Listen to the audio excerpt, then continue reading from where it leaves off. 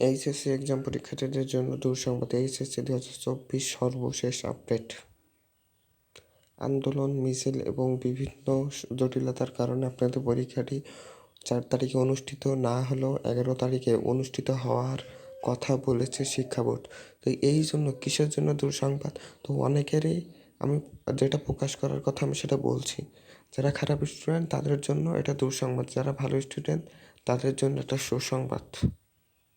কারণ খারাপ স্টুডেন্টরা অপেক্ষা করছিল যে অটো পাস চাই। আমি আবারও বলি, যদি কোনো কর্মগত কারণে যদি 11 তারিখে পরীক্ষা যদি অনুষ্ঠিত না হয়, তাহলে খারাপ ছাত্রদের জন্য একটা সুসংবাদ হতে চলেছে। খারাপ ছাত্রদের জন্য একটা সুসংবাদ হতে চলেছে, কারণ তাদের সকল ছাত্রছাত্রীদের অটো পাস দিয়ে দেওয়া হবে। অটো পাস দিলে কি শিক্ষার আর বাড়বে? কোনোভাবেই বাড়বে না। সেজন্য শিক্ষামন্ত্রী চাচ্ছে যে আপনাদের পরীক্ষা নিয়ে পরীক্ষাটি শুরু করার জন্য, কিন্তু ভাবে আপনাদের পরীক্ষাটি অংশগ্রহণ বা শুরু করতে পারছে না। কিসের জন্য শুরু করতে পারছে না?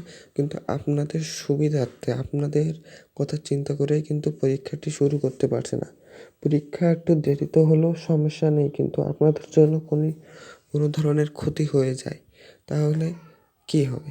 আপনাদের কথা চিন্তা করেই কিন্তু এই পরীক্ষাটি শুরু করছে না কোনোভাবেই।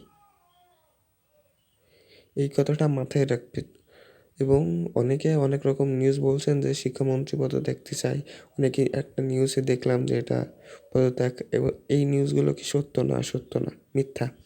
তো আমরা এসএসসি এক্সামের সকল আপডেট এবং এসএসসি এক্সামের সকল আপডেট দিয়ে থাকি। আমরা ঢাকা এডুকেশন বোর্ড থেকে যে তথ্যগুলো পাই, সেই তথ্যগুলো আমরা আপনাদের মাঝে উপস্থাপন করি।